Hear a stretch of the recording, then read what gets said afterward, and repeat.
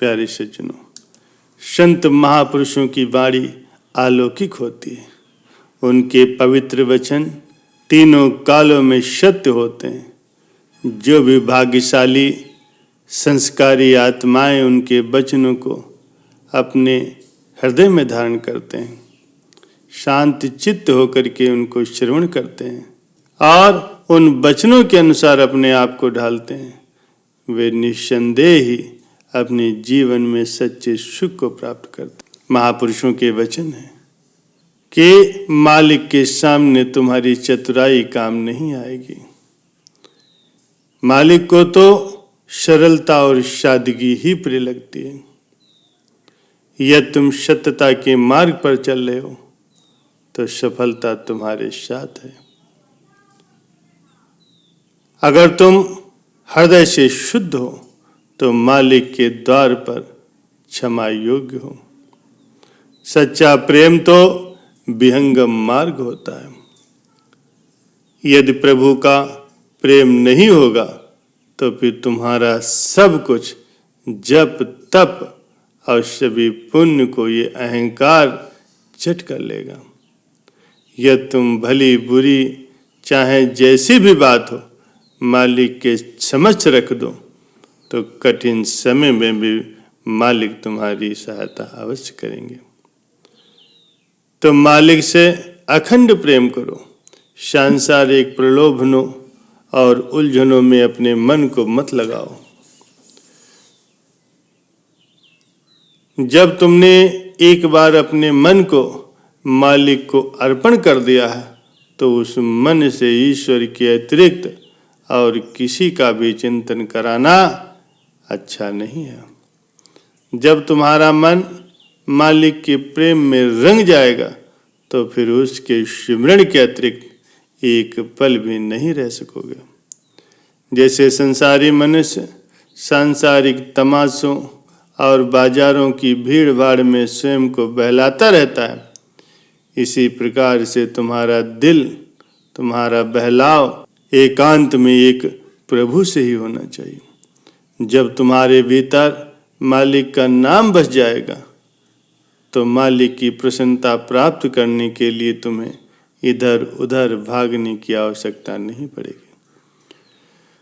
जब करता धरता प्रभु ही तुम पर दयाल हो जाएंगे तो तुम्हारे पास किसी भी पदार्थ का कोई अभाव नहीं रह जाएगा। इसीलिए तुम केवल प्रभु कृपा प्राप्त करने के लिए ही सारे प्रयत्न करो। जैसे एक व्यक्ति घोड़े पर सवार था लेकिन फलों का टोकरा वो अपने सिर पर रखे हुए था। सभी देखने वाले उसे नासमझ कह रहे थे, क्योंकि जब बोझ घोड़े पर ही रखना है तो फिर व्यर्थ में उसे कष्ट उठाने से क्या लाभ। इसी प्रकार जो अपना उत्तरदायित्व मालिक को नहीं सौंपते और सारा बोझ अपने आप संभाले हुए तो फिर वो भी नासमझ ही है। यदि तुम सद्गुरु की आज्ञा का पालन करोगे तो तुम्हारे ऊपर उनकी दया, उनकी रहमत बनी रहेगी और तुम्हें कोई भी सांसारिक अग्नि नहीं जला पाएगी। तुम्हारे हृदय में सद्गुरु के लिए दृढ़ विश्वास होना चाहिए, तभी वो तुम्हारे अंग संग रहेंगे और कभी भी तुम्हारा पतन नहीं होगा। तुम दुख देने वालों के लिए भी सद्गुरु के द्वार पर प्रार्थना करो कि हे दाता उन्हें सुमति प्रदान करें। क्या कभी ऐसा भी हो सकता है कि 1 लाख वाले से 10 लाख वाले को 10 गुना अधिक शांति प्राप्त हो? लेकिन जब इसके विपरीत ही दृष्टिगोचर होता है तो फिर तुम क्यों अपनी ख्वाहिशों को बढ़ा करके अशांति के इच्छुक बने रहते हो? प्रत्येक वस्तु का प्रभाव अपना अपना होता है। नाम का प्रभाव शांतिमय है और माया का प्रभाव अशांति है।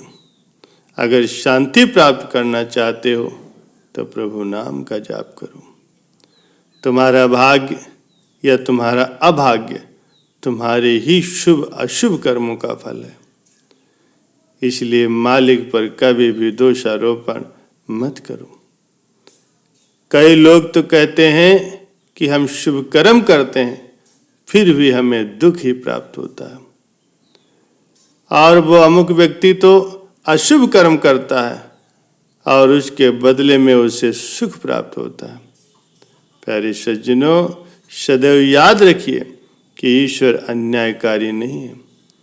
केवल अहंकार के रोग के कारण ही अपने कर्मों को हम शुभ समझ लेते हैं, लेकिन तुम्हारे दुख सुख का कारण तुम्हारे पूर्व जन्मों के कर्मों का परिणाम है।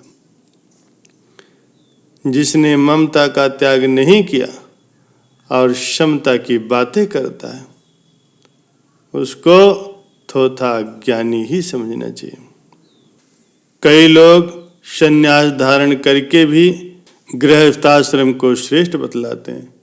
उनके लिए यही कहना पड़ेगा कि वे संन्यास लेकर के पश्चाताप कर रहे हैं, या उन्होंने संन्यास का वास्तविक आनंद या स्वतंत्रता को नहीं जाना, क्योंकि आनंद तो तभी मिलता है जब बाहर से नहीं बल्कि भीतर से सन्यासी बनते हैं।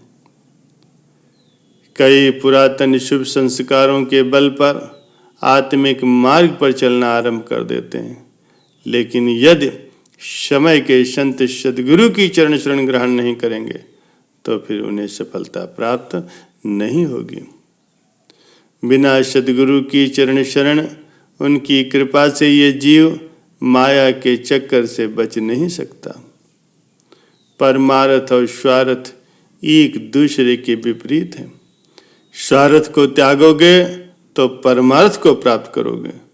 परमार्थ के इच्छुक से स्वतः ही स्वार्थ छूट जाता है, और सद्गुरु की चरण शरण ग्रहण करने से उसका अहंकार दूर हो जाता है।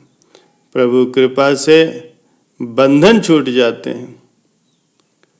सभी कार्यों को करने वाला तो एकमात्र प्रभु है। जो कहता है कि ये मैंने किया है या ये मैं कर रहा हूं, तो वो कार्य पूर्ण होने में स्वयं ही बाधा डालता है। आपा भाव भी युद्ध संग्राम और खून खराबियां करवाता है। आपा भाव के स्थान पर यदि तेरापन आ गया तो ये सब दोष समाप्त हो जाते हैं। प्यारे सज्जनों, विषयों की वासना हो और गुफा में भी बैठा हो तो भी उसे त्यागी नहीं कहा जा सकता। अगर तृष्णा समाप्त हो चुकी है और भले ही वो बीच नगर में रहता है तो भी वो सच्चा त्यागी होता है। यदि तुम्हारे हृदय में सच्ची दीनता बनी रहती है तो समझ लो सद्गुरु की कृपा सदैव तुम पर भरपूर बनी रहती है।